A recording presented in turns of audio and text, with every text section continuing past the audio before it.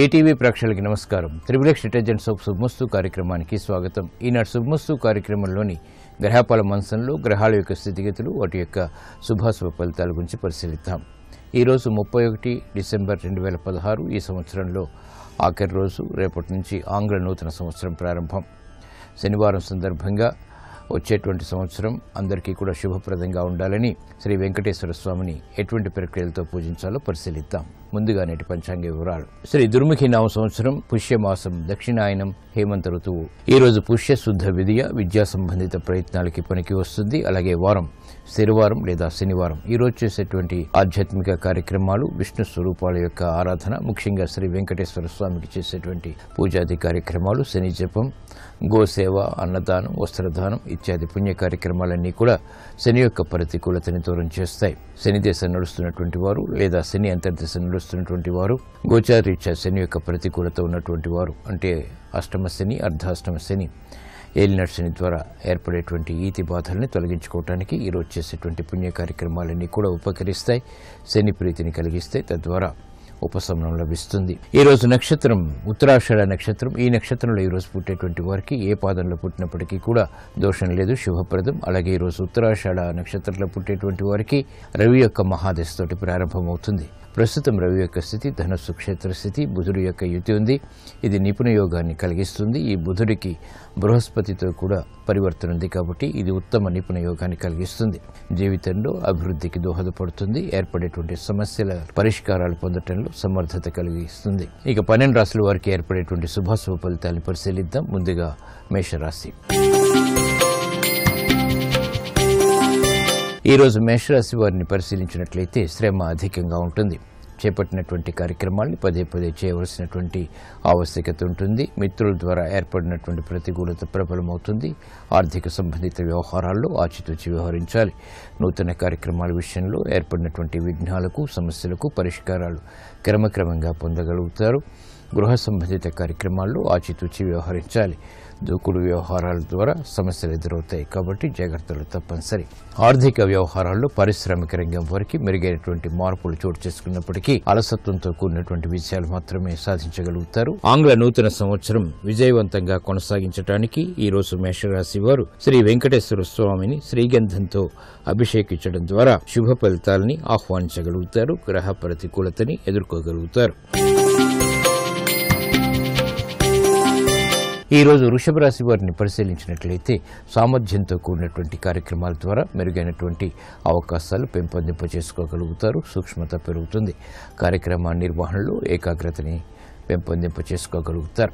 గృహ సంబంధిత కార్యక్రమాలు అనుకూలం. మహిళలకు ప్రోత్సాహం లభిస్తుంది. ఉద్యోగ సంబంధిత కార్యక్రమాల్లో ఉద్యోగస్తులకి అనువైనటువంటి కార్యక్రమాల ద్వారా విజయాలు సిద్ధిస్తాయి. కార్యక్రమ నిర్వహణలో నైపుణ్యం వ్యవసాయ రంగం వారికి పెరుగుతుంది. ఆర్థిక సంబంధిత లావాదేవీలు స్థిరాస్తి రంగం వారికి కలిసి వస్తాయి. రాజకీయ రంగం వారు నిర్ణయాల విషయంలో జాగ్రత్తలు పాటించాలి. సంబంధ బాంధవ్యాల విషయంలో ఏర్పడినటువంటి ప్రతికూలత కార్మిక రంగం వారికి తగ్గుతుంది. ఆంగ్ల నూతన సంవత్సరం శుభప్రదంగా కొనసాగించడానికి ఈ రోజు వృషభ రాశి వారు శ్రీ వెంకటేశ్వర స్వామిని నందివర్ధనాలతో భక్తి శ్రద్ధలతో పూజించడం ద్వారా ఆర్థిక విజయాలు సాధించగలుగుతారు. గృహ సంబంధిత కార్యక్రమాల్లో శాంతి సౌఖ్యాలు పెంపొందింప చేసుకోగలుగుతారు. ఈ రోజు మిథున రాశి వారిని పరిశీలించినట్లయితే సంబంధ బాంధవ్యాలు మెరుగవుతాయి. రాజకీయ లబ్ధికి చేపట్టేటువంటి కార్యక్రమాలు కూడా కలిసి వస్తాయి. ఆకస్మిక అనుకూల మార్పులు ఆర్థికంగా లేకపోలేదు. ప్రయత్నపూర్వకంగా విజయాలు సాధించగలుగుతారు. క్రమశిక్షణతో కూడినటువంటి కార్యక్రమాల ద్వారా విద్యార్థులకి బలం చేకూరుతుంది. ఆశించినటువంటి కార్యక్రమ నిర్వహణ స్థిరాస్తి రంగం వారికి క్రమక్రమంగా ఏర్పడుతుంది. విభేదాలు ఉన్నప్పటికీ వైద్య వృత్తి వారికి ఆశించినటువంటి ప్రయోజనాలు దక్కుతాయి. క్రమశిక్షణతో కూడినటువంటి కార్యక్రమాల ద్వారా మాత్రమే స్థిరాస్తి రంగం వారికి మేలు జరుగుతుంది. కార్యక్రమ నిర్వహణలో నైపుణ్యం న్యాయవాద వృత్తి వారికి తప్పనిసరి. క్రీడారంగం వారికి అనుకూలం. ఆంగ్ల నూతన సంవత్సరం విజయవంతంగా కొనసాగించడానికి ఈ రోజు మిథున రాశి వారు శ్రీ వెంకటేశ్వర స్వామిని సన్నజాజులతో భక్తి శ్రద్ధలతో పూజించడం ద్వారా వేధిస్తున్నటువంటి సమస్యలకు పరిష్కారాలు పొందగలుగుతారు. గ్రహ పీడ తొలగిపోతుంది. ఈ రోజు కర్కాటక రాశి వారిని పరిశీలించినట్లయితే ఆర్థిక వ్యవహారాల్లో ఏర్పడినటువంటి పొరపాట్లు సవరించుకోగలుగుతారు.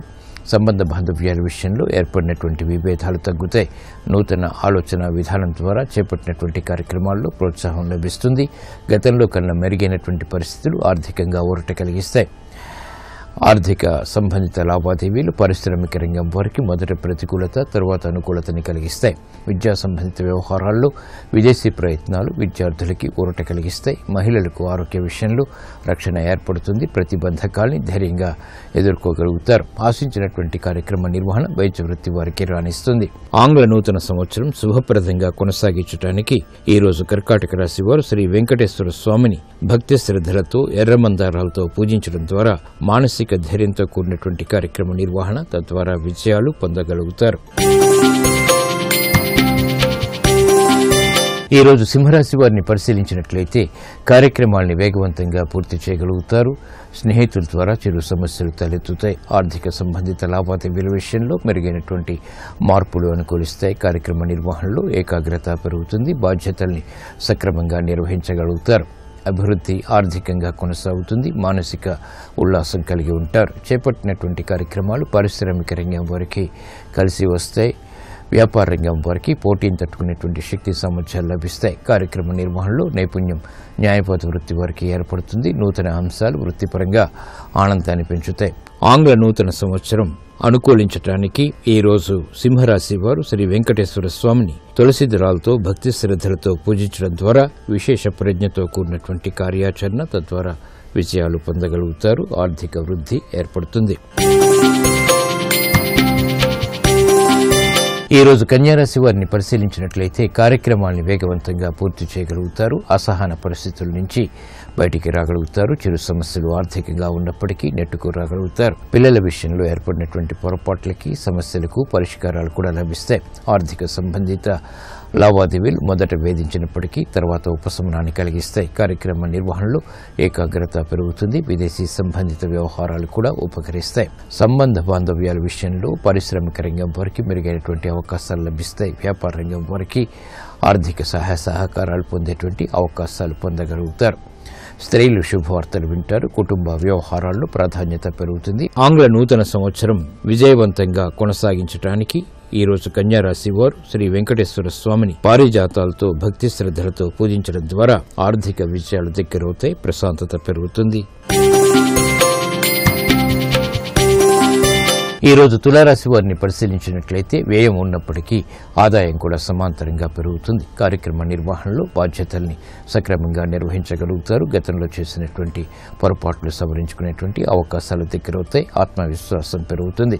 విదేశీ వ్యవహారాల్లో కూడా మెరుగైనటువంటి మార్పులు పొందగలుగుతారు. ఆర్థిక సంబంధిత లావాదేవీల విషయంలో ఏర్పడినటువంటి ప్రతికూలత తగ్గుతుంది. కార్యక్రమ నిర్వహణలో ఏకాగ్రత పెంపొందింపజేసుకోగలుగుతారు. ఆర్థిక వ్యవహారాలు పారిశ్రామిక రంగం వారికి కలిసి వస్తాయి. నూతన ఆలోచన సంపత్తితో కూడినటువంటి కార్యాచరణ ఉపకరిస్తుంది. ఆశించినటువంటి ప్రయోజనాన్ని కలిగిస్తుంది. ఆంగ్ల నూతన సంవత్సరం శుభప్రదంగా కొనసాగించడానికి ఈ రోజు తులారాశి వారు శ్రీ వెంకటేశ్వర స్వామిని మందార పువ్వులతో భక్తి శ్రద్ధలతో పూజించడం ద్వారా స్థిరమైనటువంటి నిర్ణయాలు తద్వారా స్థిరమైనటువంటి విజయాలు సాధించగలుగుతారు. ఈ రోజు వృశ్చిక రాశి వారిని పరిశీలించినట్లయితే శ్రమ అధికంగా ఉంటుంది. ఆర్థిక వ్యవహారాలు కలిసి వస్తాయి. నూతన కార్యక్రమాల ద్వారా ఏర్పడినటువంటి ప్రతికూలత తగ్గుతుంది. మానసిక ధైర్యం కలిగి ఉంటారు. స్థిరాస్తి విషయాల్లో చిరు సమస్యలు ఏర్పడినప్పటికీ తిరిగి సద్దుమణుగుతాయి. గృహ సంబంధిత కార్యక్రమాల్లో ఆశించినటువంటి కార్యాచరణ కొనసాగించగలుగుతారు. ఆర్థిక వ్యవహారాలు పారిశ్రామిక రంగం వారికి ఉపకరిస్తాయి. నూతన కార్యక్రమాలు వ్యాపార రంగం వారు వృత్తిపరంగా ప్రారంభించగలుగుతారు.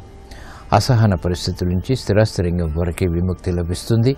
నూతన బాధ్యతలు మహిళలకు పెరుగుతాయి. గృహ సంబంధిత కార్యక్రమాల్లో ఏర్పడినటువంటి పొరపాట్లు సవరించుకోగలుగుతారు. ఆంగ్ల నూతన సంవత్సరం శుభప్రదంగా కొనసాగించడానికి ఈ రోజు వృశ్చిక రాశి వారు శ్రీ వెంకటేశ్వర స్వామిని గులాబీలతో భక్తి శ్రద్ధలతో పూజించడం ద్వారా శుభ పరిణామాలని ఆహ్వానించగలుగుతారు. ఏలినాటి శని ద్వారా ఏర్పడేటువంటి ప్రతికూలత కనుమరుగవుతుంది.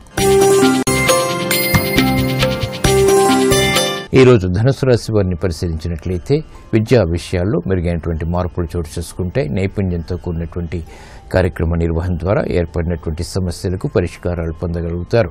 బంధువుల ద్వారా, మిత్రుల ద్వారా ఏర్పడినటువంటి ప్రతికూలత తగ్గుతుంది. కార్యక్రమ నిర్వహణలో ఏకాగ్రతను పెంపొందింప చేసుకునేటువంటి అవకాశాలు కూడా దగ్గరవుతాయి. మానసిక ధైర్యం పెరుగుతుంది.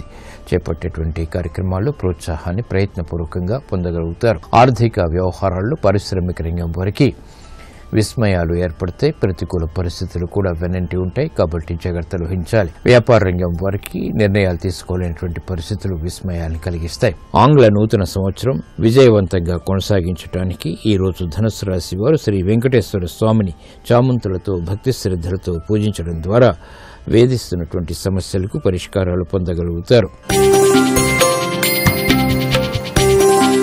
ఈ రోజు మకర రాశి వారిని పరిశీలించినట్లయితే సంభాషణల విషయంలో జాగ్రత్తలు వహించాలి. అలంకరణకి ప్రాధాన్యతనిస్తారు. గృహ విషయాల్లో అనుకూల పరిస్థితులు ఆనందాన్ని పెంచుతాయి. విద్యా సంబంధిత కార్యక్రమాల్లో కూడా విజయాలు సాధించగలుగుతారు. కార్యక్రమ నిర్వహణలో ఏకాగ్రత పెరుగుతుంది. ఆర్థిక సంబంధిత లావాదేవీలు లాభిస్తాయి. పారిశ్రామిక రంగం వారికి మెరుగైనటువంటి అవకాశాలు వృత్తిపరంగా చోటు చేసుకుంటాయి. విదేశీ సంబంధిత లావాదేవీల్లో ఆర్థిక అంచనాలు దగ్గరవుతాయి. ఆనందాన్ని కలిగిస్తాయి. చేపట్టేటువంటి కార్యక్రమాలు వ్యాపార రంగం వారికి కూడా అనుకూలిస్తాయి. ఆర్థిక వృద్ధి ఆనందాన్ని పెంచుతుంది. ఆంగ్ల నూతన సంవత్సరం సందర్భంగా ఈరోజు మకర రాశి వారు శ్రీ వెంకటేశ్వర స్వామిని భక్తి శ్రద్ధలతో కనకాంబరాలతో పూజించడం ద్వారా వేగవంతమైన అనుకూల మార్పులు ఆర్థికంగా పొందగలుగుతారు. ఈ రోజు కుంభరాశి వారిని పరిశీలించినట్లయితే శత్రువులు మిత్రులు అవుతారు. చేపట్టేటువంటి కార్యక్రమాలపై పట్టు బిగించగలుగుతారు. ఆరోగ్య విషయంలో జాగ్రత్తలు పాటించాలి. స్థిరాస్తి విషయాల్లో ఏర్పడినటువంటి ఆందోళనకర పరిస్థితులు తగ్గుతాయి. కార్యక్రమ నిర్వహణలో ఆశించినటువంటి ప్రయోజనాల్ని క్రమక్రమంగా పొందగలుగుతారు. ఆలోచన సంపత్తితో కార్యక్రమ నిర్వహణ ద్వారా మహిళలకు గుర్తింపు లభిస్తుంది. ప్రాధాన్యత పెరుగుతుంది. విద్యార్థులకి క్రమశిక్షణతో కూడినటువంటి కార్యక్రమాల ద్వారా విజయాలు పొందేటువంటి అవకాశాలు దగ్గరవుతాయి. కార్యక్రమ నిర్వహణలో సాఫ్ట్వేర్ రంగం వారికి ప్రతికూల పరిస్థితులు ఉంటాయి. ఆశించినటువంటి కార్యక్రమాలు స్థిరాస్తి రంగం వారు వెంటనే పూర్తి చేయలేకపోతారు. ఆంగ్ల నూతన సంవత్సరం సందర్భంగా ఈ రోజు కుంభరాశి వారు శ్రీ వెంకటేశ్వర స్వామిని చామంతులతో భక్తి శ్రద్ధలతో పూజించడం ద్వారా అష్టమ బృహస్పతి ద్వారా ఏర్పడేటువంటి ప్రమాదాలు కనుమరుగవుతాయి. ప్రశాంతత పెరుగుతుంది. ఆర్థిక వృద్ధి ఏర్పడుతుంది. ఈ రోజు మీనరాశి వారిని పరిశీలించినట్లయితే సంబంధ బాంధవ్యాలు మెరుగవుతాయి. కార్యక్రమాల్ని వేగవంతంగా పూర్తి చేయగలుగుతారు. అసహన పరిస్థితులు తగ్గుతాయి. నూతన కార్యక్రమాలు, ఒప్పందాలు కలిసి వస్తాయి. వ్యాపార అభివృద్ధికి చేపట్టేటువంటి కార్యక్రమాల్లో వ్యాపార రంగం వారికి ప్రాధాన్యత పెరుగుతుంది. బలాన్ని పెంపొందింప చేసుకోగలుగుతారు. ఆర్థిక వృద్ధి స్థిరాస్తి రంగం వారికి కూడా కలిసి వస్తుంది. విదేశీ సంబంధిత లావాదేవీలు సినీ రంగం వారికి ఉపకరిస్తాయి. మంచి అవకాశాల ద్వారా అభివృద్ధి గోచరిస్తుంది. ఆశాజనకమైనటువంటి వాతావరణం స్థిరాస్తి రంగం వారికి కూడా ఏర్పడుతుంది. నూతన కార్యక్రమాన్ని సాఫ్ట్వేర్ రంగం వారు ప్రారంభించగలుగుతారు. ఆంగ్ల నూతన సంవత్సరం సందర్భంగా ఈ రోజు మీనరాశి వారు శ్రీ వెంకటేశ్వర స్వామిని తులసి దళాలతో భక్తి శ్రద్ధలతో పూజించడం ద్వారా విశేష ఆర్థిక విజయాలు సాధించగలుగుతారు.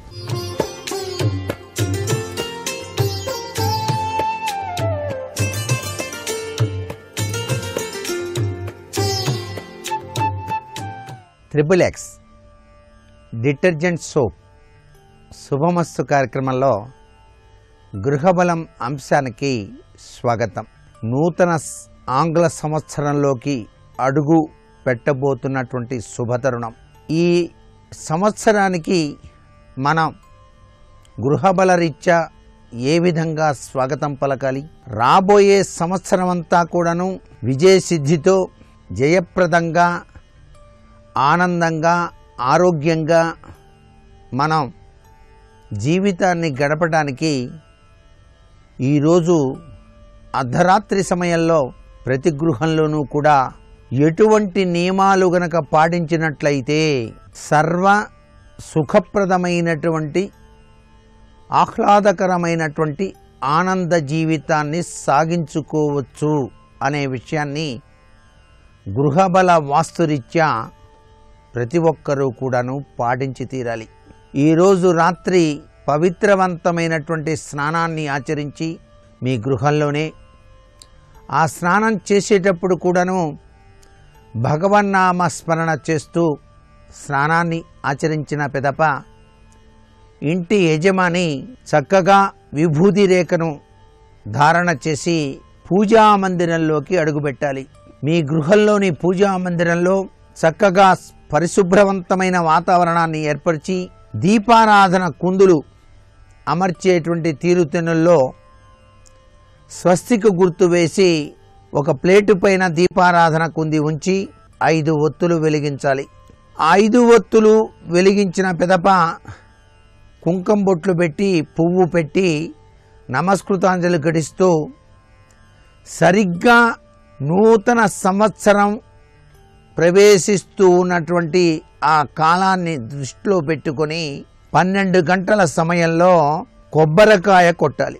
ఎప్పుడైతే 12 గంటల సమయంలో కొబ్బరికాయ కొడతామో వివిధ రకాలైనటువంటి దిష్టి దోష ప్రభావాలన్నీ పటాపంచలైపోవటమే కాకుండా ఆరోగ్యప్రదమైనటువంటి జీవన శైలిని ఆ కాలాత్మ మీకు ప్రసరింపచేస్తాడు.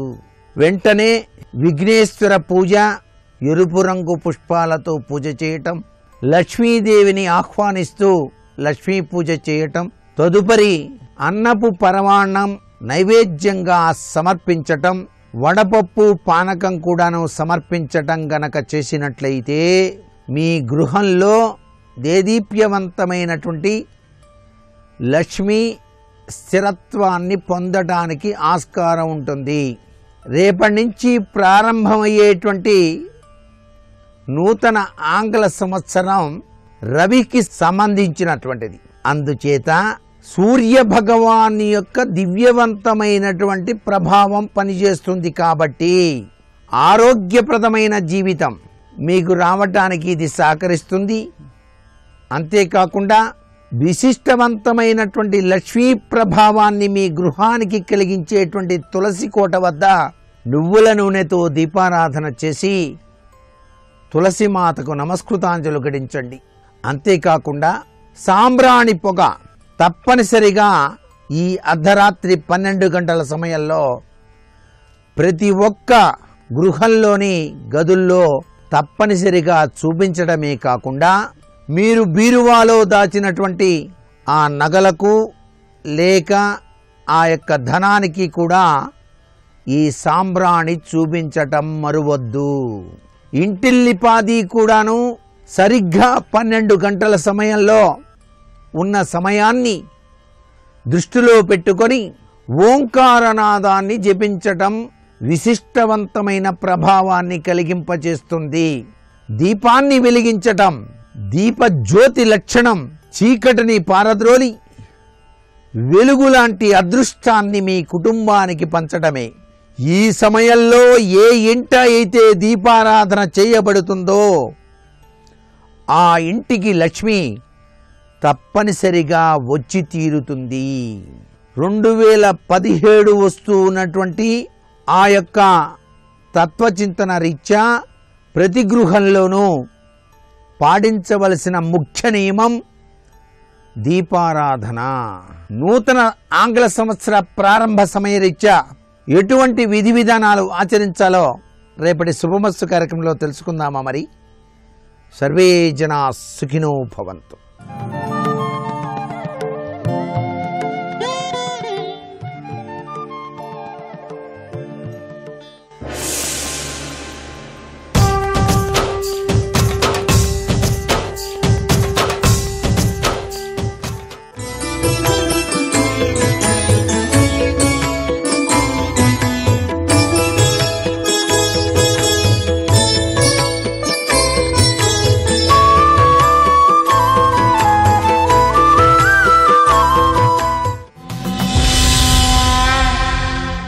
నీ గురువైనటువంటి పరశురాముణ్ణి గెలవాలి అంటే ఒక అస్త్రాన్ని ప్రయోగించాలి.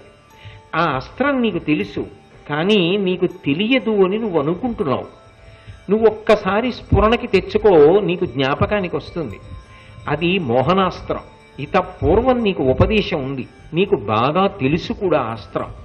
కాబట్టి నువ్వు ఆ అస్త్రాన్ని ప్రయోగం చెయ్యి. ఆ అస్త్రాన్ని ప్రయోగిస్తే తప్పకుండా నీ గురువు ఈ యుద్ధంలో ఓడిపోతాడు. అని వాళ్ళు ఉపదేశం చేసి అంతర్ధానం అయిపోయారు. ఎప్పుడైనా సరే ఇటువంటి దేవతాస్థానములలో ఉన్న వాళ్ళు కిందకి దిగి వచ్చినప్పటికీ కూడా వాళ్ళ యొక్క మూలమైన తేజస్సు ఏది ఉంటుందో అది అలాగే ఉంటుంది. ఉదాహరణకి విష్ణు ఉన్నారు, ఆయన అవతార స్వీకారం చేస్తారు. ఆయన రామచంద్రమూర్తిగా అవతార స్వీకారం చేసి భూమి మీదకి వచ్చారనుకోండి, అంటే వైకుంఠమునందు విష్ణువు లేకుండా పోతాడు, లేకపోతే విష్ణు తత్వం లేకుండా పోతుందని అది ఉద్దేశ్యం కాదు. ఆ మూల సంబంధమైన తేజస్సు అలాగే ఉండి అవతారంగా కూడా ప్రవర్తిస్తుంది. అది భగవంతుని యందు ఉన్నటువంటి అపారమైన ప్రజ్ఞ. మనకి లేని విభూతులు పరమేశ్వరుని యందు ఉంటాయి. అందుకే ఆయన యందు కొన్ని గొప్ప గొప్ప లక్షణములు ఉంటాయి. అందుకే ఆయన శరీరము ఆణవ మలముతో కూడుకున్నది కాదు. ఆణవ మలము అంటే మన శరీరం పంచభూతాలతో ఏర్పడుతుంది, పృథివ్యాపస్తేజో వాయురాకాశములతో. భగవంతుని యొక్క శరీరం అలా ఆ 5 భూతములతో ఏర్పడదు. అందుకే ఆణవ మలం ఆయనకు ఉండదు. అలాగే కార్మిక మలం ఉండదు ఆయనకి. కార్మిక మలము అంటే నేను గత జన్మలలో చేసినటువంటి పాపపుణ్యములను అనుసరించి నాకు తర్వాత జన్మలు లభిస్తాయి. ఆయన అలా పాపపుణ్యములు చేస్తే ఆయనకి జన్మలు వచ్చాయని చెప్పడానికి ఉండదు. ఆయన తనంత తానుగా ఒక అవతార స్వీకారం చేసి ఒక ప్రయోజనం కోసం ఈ భూమి మీదకి కిందకి దిగి వస్తాడు తప్ప ఆయన కూడా ఏదో పాపం చేశాడు, పుణ్యం చేశాడు, అందుకు ఆయన కిందకు వచ్చాడు, ఇలా అనుభవిస్తున్నాడు అని తీర్మానం చేయడం కుదరదు. కాబట్టి కార్మిక మలం ఆయనకు ఉండదు. మూడవది మాయిక మలం ఉండదు. మాయిక మలము అంటే మాయ చేత మనమందరము ఆవరింపబడి ఉంటాం. సత్యమైన వస్తువు అసత్యంగా కనపడుతుంది, అసత్యమైన వస్తువు సత్యంగా కనపడుతూ ఉంటుంది. దాన్ని మాయా అంటారు. ఈ శరీరం సత్యంలా కనపడుతుంది, సత్యమైన ఆత్మ లేనిదిగా అసత్యంగా కనపడుతుంది, అది మాయ. అటువంటి మాయ ఏది ఉన్నదో అది ఆవరించి ఉంటుంది. కాబట్టి జన్మ పరంపరల యందు తిరుగుతుంటారు జీవులు. మహామాయా విశ్వం భ్రమయసి పరబ్రహ్మ మహిషి అంటారు శంకర భగవత్పాదుల సౌందర్య లహరిలో. ఆమె మహామాయా స్వరూపిణి అయి అనేక జన్మల యందు జీవుల్ని తిప్పుతూ ఉంటుంది. కానీ భగవంతుడికి అటువంటి మాయిక మలము ఉండదు. ఆయన ఆ మాయ చేత కప్పబడి ఉండడు. ఈ మూడిటికి అతీతుడు. అలాగే దేవతలకి సంబంధించినంత వరకు వాళ్ళ మూలస్థానములు అలాగే ఉంటాయి. అందుకే అష్టవసువులుగానే కనపడ్డారు. కనపడి భీష్మాచార్యుల వారికి నీకు మోహనాస్త్రం తెలుసు, నువ్వు దాన్ని స్మరించు అని ఉపదేశం చేశారు. తెల్లవారింది. ఆయన చెయ్యవలసినటువంటి నిత్యకర్మలు కొన్ని ఉంటాయి. అవి ఎన్నడూ కూడా వైక్లభ్యం చెందకూడదు. ఆయన సంధ్యావందనాది కార్యక్రమాలన్నిటినీ పూజ చేశాడు. చెయ్యవలసినటువంటి తర్పణలు పూర్తి చేశాడు. అంటే యుద్ధం చేస్తున్నప్పుడు కాదు, ఏ పని చేస్తున్నా సరే చెయ్యవలసినటువంటి నిత్యకర్మ చెయ్యకుండా ఉండకూడదు. అందుకే సంధ్యావందనాది కార్యక్రమములను చేసి కళ్ళు మూసుకుని ధ్యానం చేశాడు. ఆయనకి మోహనాస్త్రం స్ఫురించింది.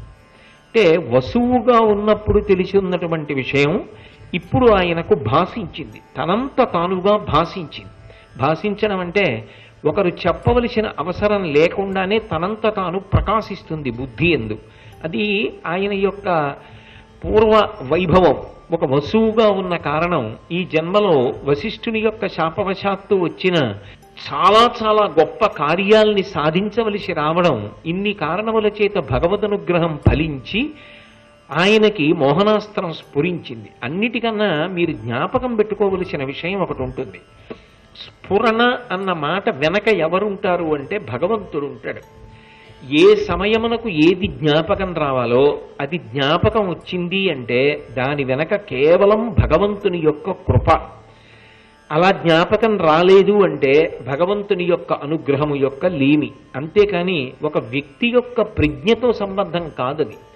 ప్రజ్ఞ ఆయన సాధన ఆయనకు ఉంటుంది. కానీ ఎంత సాధన చేసినప్పటికీ ఏ సమయమునందు ఏది జ్ఞాపకానికి రావాలో అది జ్ఞాపకం రావడం భగవంతుని యొక్క కృప ఉంటేనే సాధ్యం. అందుకే కర్ణుడి దగ్గర నిజానికి శక్తి అస్త్రం ఉంది. అది అర్జునుడి మీద ప్రయోగించి ఉంటే కురుక్షేత్ర సంగ్రామం ఎలా మలుపు తిరిగేదో, ఘటోత్కచుడి మీద ప్రయోగించి వదిలిపెట్టేసుకున్నాడు తప్ప ఇది అర్జునుడి మీద ప్రయోగిద్దామనేటటువంటి ఆలోచన కలగలేదు. అంటే దాని వెనకాతల శ్రీకృష్ణుడున్నాడు అన్న విషయం వేరుగా ప్రతిపాదించవలసిన అవసరం ఎందుకుంటుంది? కాబట్టి ఆ స్ఫురణ శక్తి పరమేశ్వరుడు. పరమేశ్వరుడు ఆ స్ఫురణ శక్తిని ఏ కారణానికి ఇస్తాడు అంటే ధర్మాచరణము చేత ఇస్తాడు.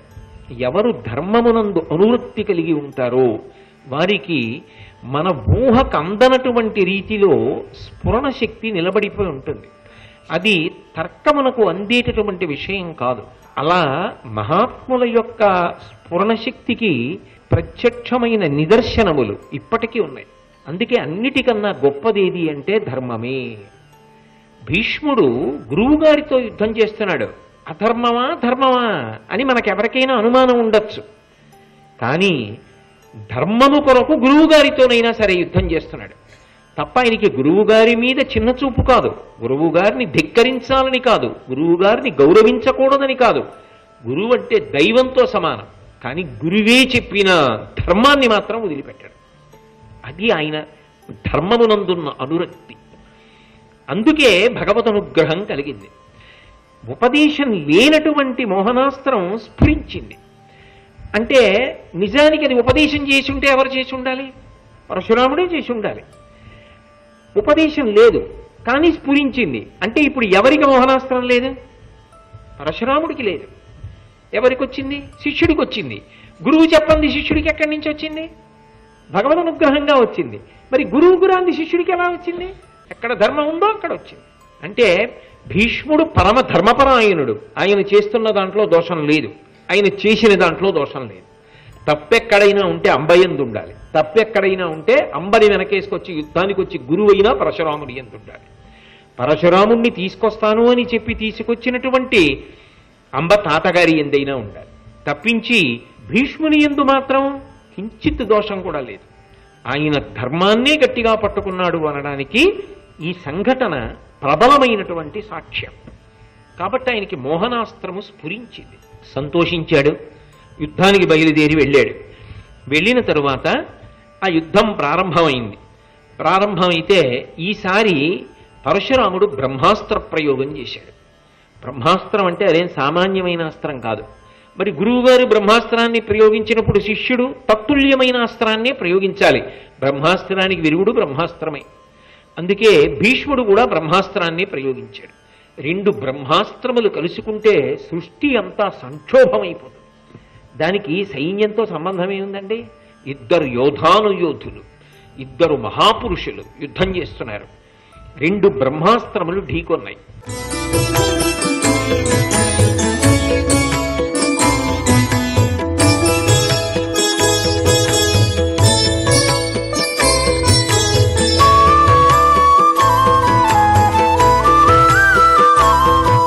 సర్వం శ్రీ ఉమామహేశ్వర పరబ్రహ్మార్పణమస్తు.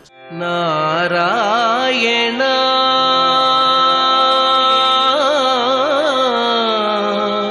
నారాయణ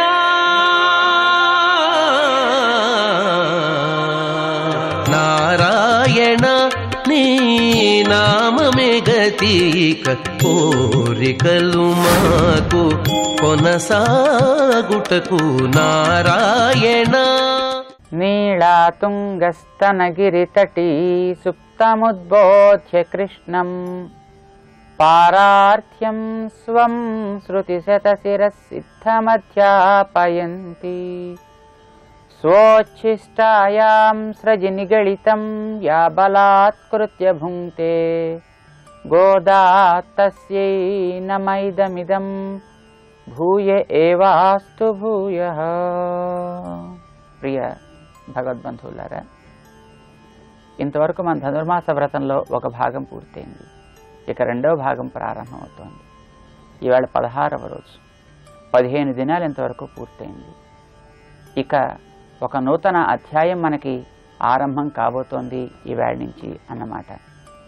ఇంతవరకు మన గోపి జనమంతా కూడా లేపవలసినటువంటి తమతో చేరకుండా మిగిలినటువంటి వారందరినీ కూడా లేపుకుని శ్రీకృష్ణ భవనం దగ్గరికి చేరారు. ఇది శ్రీకృష్ణ భవనమా? కాదు, నందగోప భవనం అంటేనే కృష్ణుడు కూడా ఇష్టం. ఆ నందగోప భవనం దగ్గరికి చేరారన్నమాట. ఇక పైన ఆ లోపల ఉండేటువంటి వారిని మేల్కొల్పడానికి మన వాళ్ళు ఉద్యమిస్తారు. మానవ జీవితం ఒక ఆశ్చర్యకరమైనటువంటిది. తానెవరు, ఎందుకు ఇలా ఉన్నాను, బాగుపడాలి అనే ఒక తపన తనలో పెరిగినట్టయితే ఆ పెద్దలు చేరినటువంటి వారంతా కూడా వీడికి ఆచార్య సన్నిధానానికి కావలసినటువంటి మార్గం చూపిస్తారు. ఆచార్య సన్నిధానానికి చేరిన తర్వాత అప్పుడు ఆచార్యులు వీడి యొక్క లోపల ఉండేటటువంటి ద్వారాల్ని మంత్రం అనేటటువంటి తాళంతో తెరవడం ప్రారంభిస్తారు. ఇలాగ చేరడానికి మొట్టమొదటి వీడికి కారణం పెద్దల యొక్క మాటలు వినడం కనుక అది పక్షుల అరుపుతో తెల్లవారడాన్ని సూచిస్తుంది.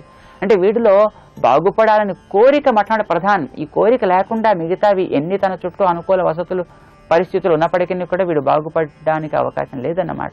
భగవతత్వం లేకపోవడం ఎప్పుడు భగవతత్వం మన చుట్టూ ఉండనే ఉంటుంది. మనకి లేనిది దాని యందు విశ్వాసం, దాన్ని కలిగించే వాళ్ళు జ్ఞానులు.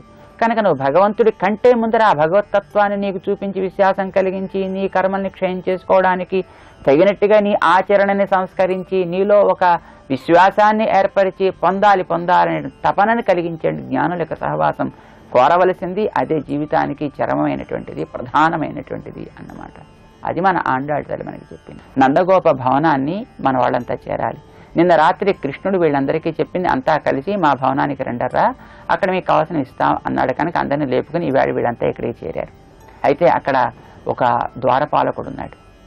వాళ్ళకి పెద్ద ప్రాకారం కనిపిస్తోంది. ఆ ప్రాకారం దగ్గర ఒక పెద్ద ద్వారం, అక్కడ ఒక పాలకుడు ఉన్నాడు.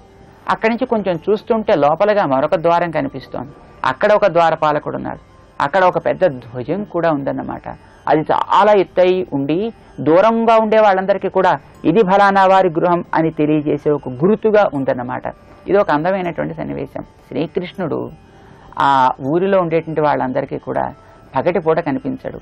ఆయన ఊళ్ళో అడవుల్లో తిరుగుతుంటాడు, పశువులు అంట. రాత్రే కనిపిస్తాడు. రాత్రి కృష్ణుడిని సేవించుకోవాలనుకునే గోపికలంతా కూడా వెళ్ళి అక్కడ చేరాలి అని అంటే అన్నిళ్ళు ఒకే రకంగా ఉంటాయి కదా. పొరపాటున ఒకంటికి ఇంకో ఇంట్లోకి వెళ్ళిపోతే మరీ ఇబ్బంది కదూ. అందుచేత కృష్ణుడు రహస్యంగా తనని చేరాలనుకునే వాళ్ళందరికీ ఒక గుర్తు ఏర్పాటు చేయాలి అని అనుకున్నట్ట. అలా అనుకుని వాళ్ళ నాన్నగారి దగ్గరికి వెళ్ళి, నాన్న నువ్వు ఈ ఊరికంతటికీ నాయకుడు కనుక మిగతా వాళ్ళింటిలాగే నీ ఇళ్ళుంటే ఏం లాభం కనుక నీ ఇంటికి ఒక గుర్తుండద్దా? పాపం వెర్రిగొల్లలు కదా, అలాగే అన్నాడని. ఏం చేద్దామంటే ధ్వజం పెట్టమన్నారు. ఓ బ్రహ్మాండమైన ధ్వజం ఇంటికి వేలాడదీశారన్నమాట. అయితే అది ఆయన మీద ప్రేమతో పెట్టింది కాదు, తన కోసం వచ్చే వాళ్ళకి ఇది కృష్ణుడి భవనమే, ఇక్కడ మనం వెళ్ళొచ్చు అని ఒక రహస్య సంకేతం అన్నమాట. అది ఒక ధ్వజం. పరమాత్మ గరుడ ధ్వజుడు అని పేరు. ఆ గరుడు పరమాత్మ ఉండే స్థానాన్ని చూపిస్తాడు. గరుత్మంతుడు వేదానికి ప్రతీక అంటారన్నమాట. భగవంతుడు వేద ప్రతిపాదుడు. వేదం తప్ప భగవంతుడు మనకి తెలియజెప్పేటువంటి సాధనం మరొకటి ఏం లేనే లేదు. భగవంతుడి కంటే ముందు మనకి వేదం కనిపిస్తుంది. కనిపించడం అంటే వేదం మన చెవులతోటి వినడానికి అవకాశంగా ఒక శబ్దరాశి కదా, అది ముందు వినిపిస్తుంది. దాన్ని విని అక్కడ మన శిరస్సు ఉంచినట్లయితే అందులో ఉండే పరమాత్మ తత్వం మనకి సాక్షాత్కరిస్తుందని అహం వేదైరేవ వేద్య అంటూ భగవద్గీతలో స్వామి ఉపదేశం చేశాడు. నన్ను వేదాలే చెబుతాయి, వేదాల వల్ల నేనే తెలుస్తాను. వేదాలంటూ ఉంటే నన్ను చెప్పడం తప్ప వాటికి వేరొక ఇతరమైనటువంటి లక్ష్యం లేనే లేదు అంటూ వేదై సర్వై అహమేవ వేద్య అంటూ 15వ అధ్యాయంలో స్పష్టం చేశాడు. ఆ వేదాల వల్ల ప్రతిపాదించబడే పరమాత్మతత్వం గరుడ ధ్వజమై గరుడ ధ్వజాన్ని తనకి వాహనంగా గరుడుని తనకి వాహనంగా సాక్షాత్కరిస్తుంది అంటూ మన వాళ్ళు సూచిస్తూ ఆలయాల్లో లోపల దేవుణ్ణి చూడాలని వచ్చే వాళ్ళకి అంత దూరం నుంచే ఇక్కడే ఉన్నాడు స్వామి అని కనిపించేట్టుగా ఎత్తుగా ధ్వజస్తంభాన్ని ఏర్పాటు చేస్తూ ఉంటారు. అక్కడ శిరస్సు ఉంచి లోపలికి వెళ్ళాలి అనే ఒక ప్రక్రియను మన ఆండాళ్ళ తల్లి ఈ పాసరంలో నిరూపిస్తోంది. ఇక్కడికి చేరారంతా చూశారు. అక్కడ ముందు ద్వారపాలకుని ప్రసన్నం చేసుకోవాలి కదా. ఈనాటి పాసరంలో మన ఆండాళ్ళ తల్లి చేసుకుంటోంది. అది ఎట్లాగో మనం ఒకసారి తెలుసుకుందాం. ఆండాళ్ తిరువడిகளே శరణం.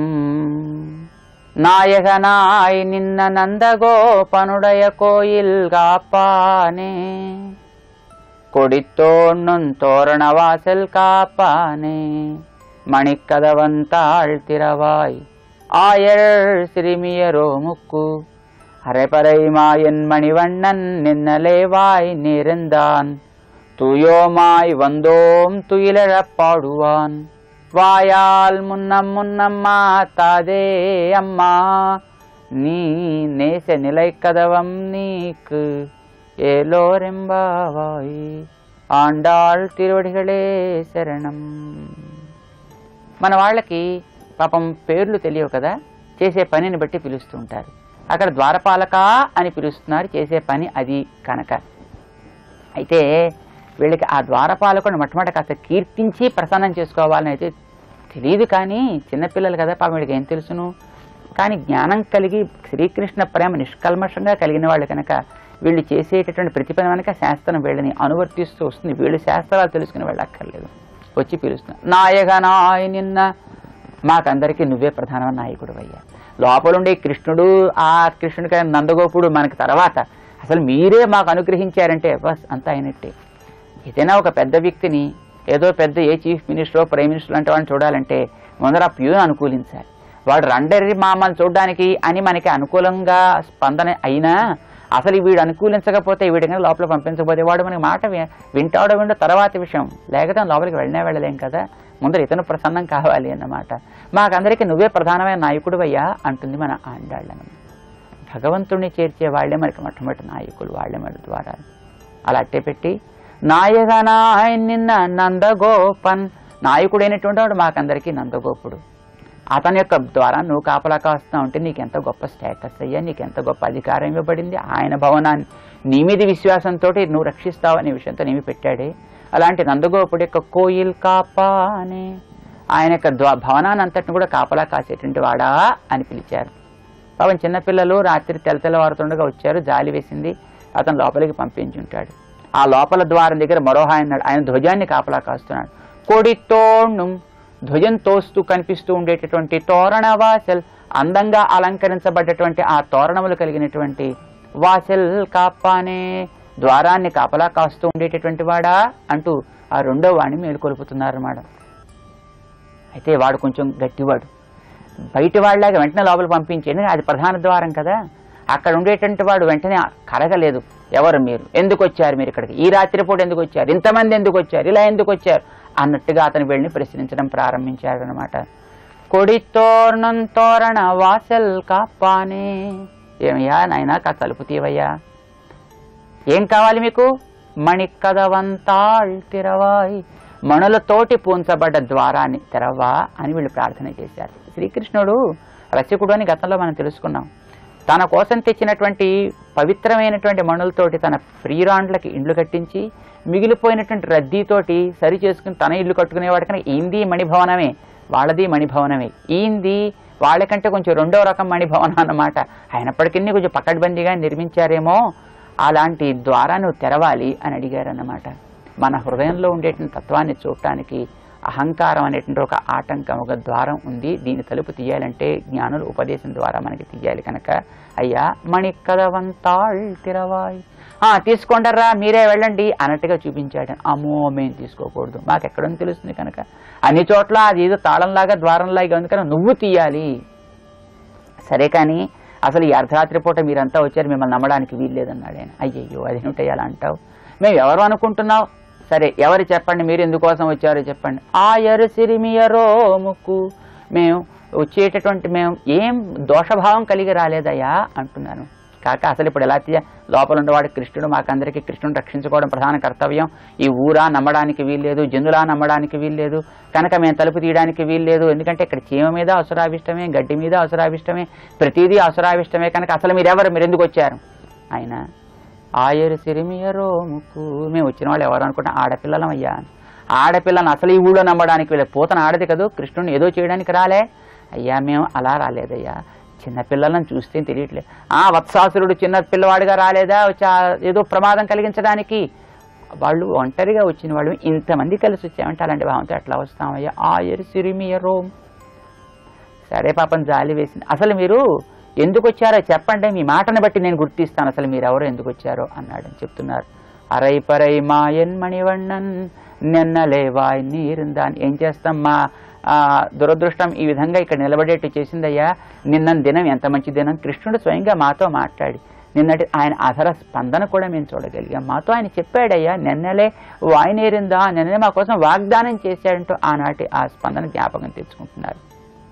ఎందుకోసం అంటే అరై పరై, మాకందరికీ కూడా వ్రతం చేయాలి అని నిర్ణయం చేశారు మా పెద్దవాళ్ళు. దానికోసం ఒక వాయిద్య విశేషం కావాలి, అది నేను ఇస్తానన్నాడు. ఒక పరికరం తాను ఇస్తానన్నాడు. మాయన్ ఎంత ఆ మోసకాడైనా. రమ్మని చెప్పినవాడు మా దగ్గర ద్వారపాలకుడు ఉంటాడు అంటూ మాకు ఒక చిన్న చీటీ ఇచ్చి నేను రమ్మంటున్నాను అని దాని సంతకం పెట్టిస్తే మాకు ఇవాళ ఈ ప్రమాదం ఉండేది కాదు కదా. అదేం లేకుండా రాని తన మానా తను వెళ్ళిపోయాడు, వచ్చి ఇక్కడ నీ దగ్గర మేమంతా కూడా ఇలాగ నిర్బంధించబడ్డాం.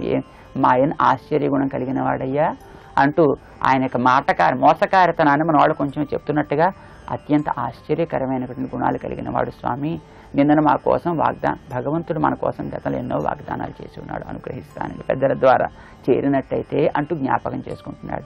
సరే కానీ ఇంత తెల్లవరగట్టు ఎందుకు వచ్చారా అని పరికరం ఇస్తానంటేను, పోన్లేండి అసలు మీరు స్నానాదులు గట్రా పూర్తి చేస్తారా, పరిశుద్ధలై వచ్చారా, తూయోమా ఇవందోం అన్నారు మన వాళ్ళు. మేము ఏ ఇతరమైనటువంటి దోషాలు లేకుండా పరిశుద్ధం. ఏమిటి వీళ్ళకి పరిశుద్ధి అంటే కృష్ణుడినే కోరి శ్రీకృష్ణునే సాధనమని వచ్చిన వాళ్ళు కనుక వీళ్ళకి ఇతర పరిశుద్ధి బాహ్యమైనటువంటి పరిశుద్ధులు ఒక రకం, కానీ వాటికంటే ప్రధాన ఆంతరమైనటువంటి పరిశుద్ధి శ్రీకృష్ణుడే ఫలమని తెలిసి ఇతరమైనటువంటి సాధనాలు అవలంబించి కాకుండా ఆయన్నే సాధనను విశ్వసించి రావడమే ప్రధానమైన పరిశుద్ధి. అది మేము కలిగి వచ్చామంటే రెండవ పరిశుద్ధి చెప్పారు. 5వ పాసరంలో మొదటి పరిశుద్ధి ఇతర ఫలములు లేకుండా, ఇక్కడ రెండవ పరిశుద్ధి ఇతర సాధనములు లేకుండా కృష్ణుడే సాధనమని విశ్వసించి మేము వచ్చాం. తూయోమాయి వందోం, ఏమీ కోరిక లేకుండా వచ్చామన్నారా, ఇప్పుడు వాయిద్య విశేషం పుచ్చుకోవడానికి వస్తామని అంటున్నారా, చాలా చాలా బాగుందరా, మీ మాట లోపల ఒక్కటే బయట ఒక్కటే కనిపిస్తోంది. అయితే వస్తువు కోరారు కనుక వెయిట్ చేయండి, అక్కడ వెయిటింగ్ రూమ్లో స్వామి వెళ్ళిగా లోపల అనుష్ఠానం పూర్తి చేసుకుని వస్తాడు, అప్పుడు 9ంటికి తలుపు తీస్తాం, లోపలికి వద్దిరిగాని. అమ్మమ్మో ఎంత ప్రమాదం, కాదు నాయన. తుయ్యిలేడప్పాడువాన్, మేము వచ్చింది దేనికోసం తెలుసన్న స్వామిని ఏదో వాయిద్య విశేషం కోరి పోవడానికి అని రాలేదు. ఆయన అది ఇస్తా అన్నాడు కనుక మేము పుచ్చుకుంటా అన్నాం, కానీ అసలు మాకు అది కోరిక కాదు, స్వామిని సేవించడమే కోరిక. అందులోనూ ప్రధానంగా స్వామి పవళించి ఉంటాడు కనుక ఆ పవళించిన స్వామి యొక్క సౌందర్యాన్ని సేవించుకోవాలి, ఆయన మేల్కొలపాలి, ఆయనలో కలిగే ప్రథమ స్పందన దక్కించి చూడాలి. ఆయన కదులుతుంటే, నేత్రాలు తెరుస్తుంటే, లేచి కూర్చుంటుంటే, అడుగులు వేస్తుంటే ఇది సేవించుకోవడం తప్ప మాకు ఏదో కోరికలు కోరిపోవడం, ఇతర క్షుద్రమైనటువంటి కోరికలతో ఆయన్ని విడిచిపోవడం కాదయ్యా. కనుక తుయ్యిలేడప్పాడువా ఆయన మేల్కొల్పడానికి వస్తే మరి ఇప్పుడు కాకపోతే మరి ఇప్పుడు రమ్మంటావయ్యా అన్నాడు మన వాళ్ళు. తుయ్యిలేడప్పాడు ఇంకా ఏదో మాట్లాడబోయాడు ఆయన. అయితే వాయాల్ మున్నం మాట్లాడే, నువ్వు మొట్టమొదటి బాబు నువ్వు వాదనలు ప్రారంభిస్తే మేము నీతో ఆర్గ్యూ చేయలేం, నువ్వు మొట్టమొదటి మమ్మల్ని వాచా ధర్మం మాట సహాయం చేసి పెట్టు కదా, నువ్వు మమ్మల్ని లోపలికి పంపించు అన్నారు. పాపం చూస్తే నిజంగా అమాయకుల్లాగే కనిపించారు వీళ్ళు. అమ్మా హే స్వామిన్, మాకందరికీ నువ్వు స్వామివి కదయ్యా, నీవే మమ్మల్ని అడ్డితే ఎట్లాగా అంటూ మన వాళ్ళు నేసనిలై కదవం నీకు, అయితే తీసుకోండి అంటూ తాళాలు ఇచ్చారు వాళ్ళకి. బాబు ఆ తాళాలు మేం తీసుకుంటే తెరవబడేవి కావు, తలుపులు మేం తీస్తే తెరిచేవి కాదు, నీవే తీయాలి. మనలో ఉండేటటువంటి ఆ అజ్ఞానపు ద్వారాలు మనం తెరుచుకుంటే తెరుస్తాయా, జ్ఞానులు తీయాలి కదా, కనుక నువ్వే తీయాలి. పైగా శ్రీకృష్ణ ప్రేమ నీకంటే ఆ ద్వారాలకే ఎక్కువ ఉంది కనుక అవి గట్టిగా బిగుసుకుపోయి ఎవరిని లోపలికి వెళ్ళనివ్వవు. నువ్వు కనుక తీసావా చక్కగా తెలుసుకుంటాయి, మేము లోపల కృష్ణుని సేవించుకుంటాం కనుక నేసన్ని కదం స్నేహంతో బాగా దగ్గరగా బిగుసుకుంటేటువంటి ఆ కదవం తలుపుని నీకు తెరువుమా అంటూ మన వాళ్ళు ప్రార్థన చేశారు ద్వారపాలకుల్ని. ఇక ద్వారాలు తీసి లోపల ఉండేటటువంటి ఆచార్యుని సేవించుకోవడానికి అవకాశం కలిగిస్తాడు, ద్వారాలు తీసి లోపల ఉండే నందగోపుణ్ణి సేవించుకునే అవకాశం మన వాళ్ళు కలిగిస్తారంటే ఆచార్య సన్నిధానానికి చేరడానికి కావాల్సినటువంటి యోగ్యత ఇంతవరకు ఈ 15 రోజుల్లో మనకు కలిగింది అని అర్థం అన్నమాట. అంటే మన జీవితంలో ఇక్కడికి ఒక మైలు రాయి పూర్తయింది, ఒక భాగం పూర్తయింది అని అర్థం. నూతన సంవత్సరంలోకి మనం ప్రవేశిస్తున్నాం, ఇంతవరకు కావాల్సిన అర్హతలు మనకు పూర్తయ్యాయి. ఇకపైన ఉత్తమమైనటువంటి యోగ్యత మనకు లభింపచేసేటటువంటి ఉత్తమ ఆశయాల్ని మనం పొందడానికి తగినట్టుగా, ఉత్తమ ఫలాన్ని పొందడానికి తగినట్టుగా నూతన సంవత్సరం మనకందరికీ ప్రారంభం కాబోతోంది. దీనికి వీడ్కోలు పలుకుదాం, రేపు రాబోయేదానికి స్వాగతించడానికి మనం అంతా సన్నద్ధులమై ఉందాం. ఆచార్య సన్నిధానానికి చేరడమే మనకి నిజమైనటువంటి జన్మకి ధన్యతను అందించే నూతనమైనటువంటి దినం కదా, నూతన వత్సరం కదా. మనం ఈ పాత సంవత్సరానికి వీడ్కోలు పలుకుతూ రాబోయేటువంటి శుభ సంవత్సరానికి స్వాగతిస్తూ ఆండాళ్ తిరువడిగళే శరణం. జయ శ్రీమన్నారాయణ. నారాయణ